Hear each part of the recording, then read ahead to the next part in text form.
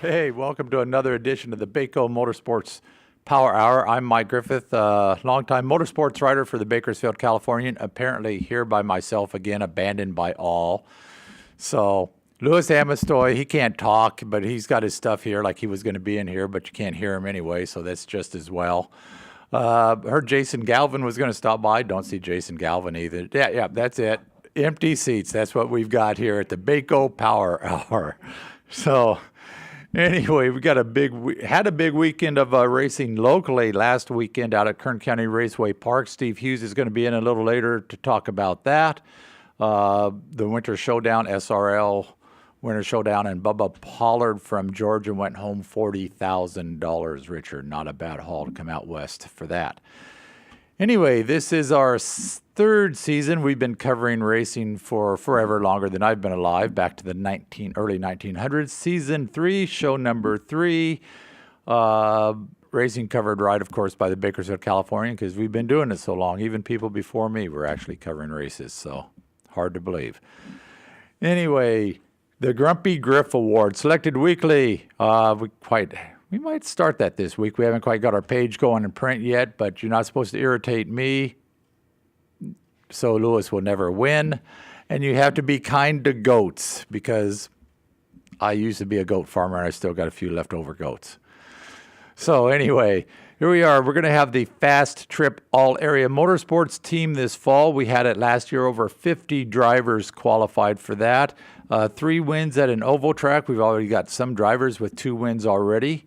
2 wins at a drag strip. So I imagine we're going to have somewhere around that 50 racers again for that. That seemed to be pretty well received. Give the local racers a little recognition. Also, if you win a points championship, you're automatically in, even if you don't get the 3 wins or the 2 wins. And big events such as the March Meet, the California Hot Rod Reunion, the Winter Showdown had a local one that would have been there.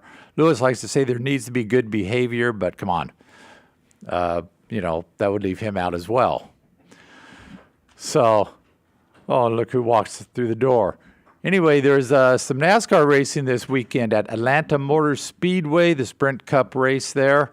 And Jimmy Johnson came out with the win. Kevin Harvick dominated much of this race, was leading fairly late in the race, and went in for pit stops. And Jimmy Johnson came out first, and Harvick just couldn't catch him. There was a late restart. Harvick started second, but he had pretty much burned the tires off. He was on the high side of the racetrack, lost all his momentum, and fell back to 6th. And the guy who can't speak is raising his hand. No, wait a minute here. Did you actually watch this race? Did I watch it? Yeah. I was at KCRP, so no. Did you record it and watch it? I was watching via Twitter and other stuff. All right, sorry, just checking. So yeah, I paid attention to the race, but I had another race I was paying attention to because you told me I had to. I know. It was good. So anyway, a 6th place finish at Atlanta, not very good for how he ran, but he'll take it. Casey Mears, pretty good run, 14th at Atlanta. So that team had a good run at Daytona, had some problems. 14th at Atlanta, so they're looking pretty good right there. Have a good year. I think so. We're going to have the Cobalt 400 Sunday at Las Vegas Motor Speedway. And Harvick runs well there, usually. Lots of guys run well there, 1.5-mile track.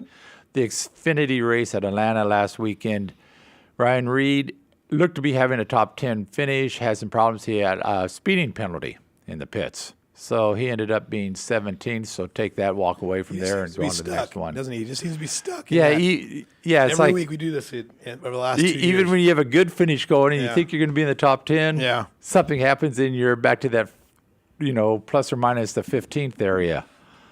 So it's just the way it goes. That race is Saturday. The Boyd Gaming 300 at Las Vegas Motor Speedway, and Boyd Gaming has taken some of my money in Las Vegas. I'm sure they have. They have. More than $1. So anyway, that's what's happening there. And we had some big to-dos on the drag strip out at Phoenix this past weekend. I just wanted to show this to you, this great photo of your buddy Leah. This is Leah Pritchard, who beat Brittany Force in the first all-female top field drag race since I think 1982. 1980. Was it 2 with Shirley? I believe so, yeah. And everybody's going gaga over Leah and a lot of Fox Sports stuff. Well, she came right from junior dragsters to Top Fuel. Not quite. She raced Nostalgia Funny Cars for a while and won out here at the March meet in 2010. So she was Leah Pruitt LeDuc at that time, but she can drive. That girl's been driving since junior dragsters, a variety of different stuff. And that race was on. She ran 3.775 to Brittany Force 3.774, which means Miss Pritchard got off the line before Brittany Force, and the race was won at the starting line. Kind of a fun story too, Inland Empire girl versus an Orange County girl. I think the Forces are from Orange County, and Leah is from Redlands. Yeah, and, and her former husband, they're big in off-road racing and stuff, so she's been around racing her entire life. I mean, there's pictures of her going back. She's been around there and racing. That's good. And interesting enough, the first all-female final, Andy Dandy Guide. Look at that. 1982 recap of the March meet. Lucille Lee and Shirley Muldowney, and Lucille Lee with a big upset win in that race. That was the talk of drag racing at the time. That Lucille Lee. Were you there that year? Did you come? Oh, yeah. She came out of nowhere. There's no way she should have won that race, and she did. And I remember Shirley was not a happy camper. And Shirley had won the March meet the year before. Is that right? Right. She had won the year before. So as I say, we've been covering racing for a long time. You can go to the books and find it. Hey, I got some interesting notes for you here. I was just looking. The show's going to be great today. We've got Chris Kearns calling in from the West Coast Late Models. He's going to be with Scott Schweitzer here in the last segment. We got Jason Galvin's going to show up at any minute now from Channel 17 to talk some motorsports with us and to save my voice. And I was just watching Cole Kuntz's video from AAFD Dragsters, and noting that this is the 50th anniversary of the Surfers win at Famoso in 1966, a race you were very fond of. Yeah, that's back in my youth, if you can believe that. You were a child. I used to go back out there, and I could fond memories of sitting on. At that time, I could sit on some little VIP area because my dad was involved in these races. So anyway, there was a section. You don't explain this. No. He was the managing editor of this place. He was the city editor when they started. Yeah. The first March meet, and as the story goes, Jack Williams, the late Jack Williams, came to him and wanted some ink and everything. And drag racing back then was kind of not thought of well in a lot of circles. So anyway, he said, "Yeah, we'll give it a try." And they went out there, and the Californians started covering racing back then, and has been covering it ever since, at least on the drag strip. Right. But anyway, I could go out there and I could sit in an area right below where the tower is now, and they had a little tiny grandstand, and they had some straw bales, and I would sit on the straw bales with my feet hanging over right when they started the cars. They would come right back, and literally a few feet from you as they make the turn to the starting line, much as they do in the Cackle Fest today at the California Hot Rod reunion. And so when you're sitting that far, I'd go to school, I'd be sitting at my desk, and I'd be drawing pictures of dragsters. Nice. So that's my memory of Probably that period. Mike Sorokin's dragster. Probably. I kind of like the twin engine dragsters. You would have like the freight train with it had two engines on it. Exactly. You're thinking two's better than one. Right. Kind of always like that type of stuff. Well, I mean, Cole Kuntz, we posted his video on the Power Hours Facebook page. Baco Motorsports Power Hour is the Facebook page.